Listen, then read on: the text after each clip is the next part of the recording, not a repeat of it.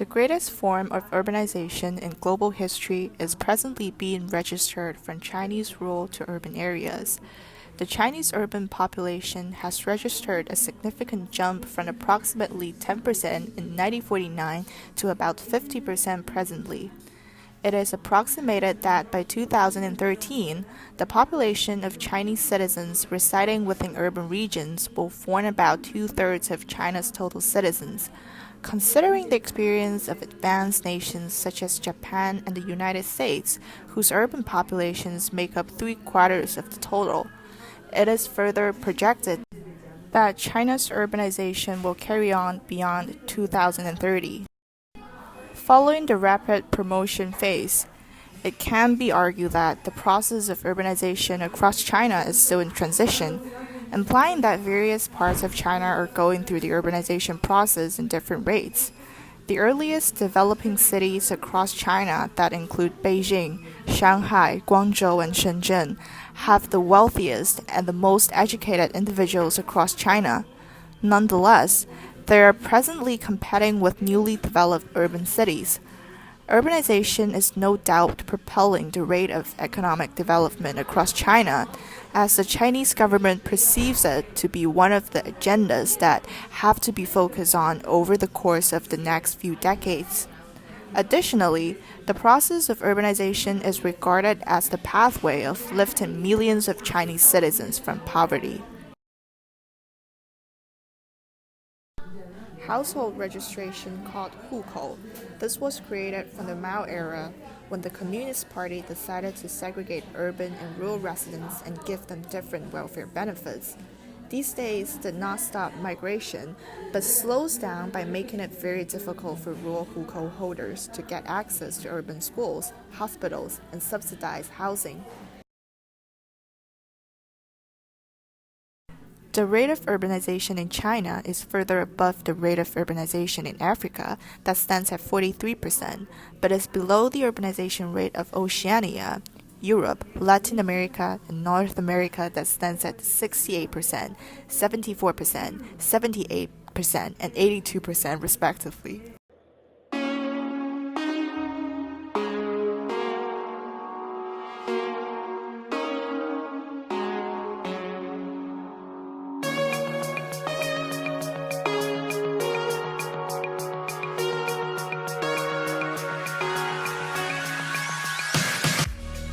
Be noted that the process of urbanization is an essential social process that primarily serves the purpose of further understanding the dynamics of the society. Typically, the process of urbanization is always accompanied by an increase in the population of the individuals who reside within built-up areas. Additionally, it should be noted that the process of urbanization across various parts of the world has entered into a crucial stage, with the development of metropolitan areas and smart cities, as well as the implementation of novel ideas across different cities. Within China, the process of urbanization has entered into a duration of accelerated development. As 40% of the total population residing within Chinese cities migrated from rural areas, for the Chinese cities to accommodate such considerable growth, most of the lands that were being used for farming in the past were converted to urban localities. Nonetheless, the process of urbanization across the cities has moved quite fast, thereby resulting in the need for focus to now be on the quality of the cities within China instead of the number of individuals that can be accommodated. Inasmuch as the process of urbanization is advantageous for providing platforms for the migrant from the rural areas to make something out of themselves, concerns has equally been raised about the long-term health of the individuals who will be residing within the cities. The position that China occupies in the global economy presently does not allow the nation to have an unhealthy population. Given that 60% of the total Chinese population is projected to be residing within cities by 2030, there is a need for the Chinese government to put in place a number of policies that are intended towards improving the well-being of the Chinese citizens. denoting that and put in place new policies to help in the improvement of cities. The well-being of the inhabitants should be taken into consideration.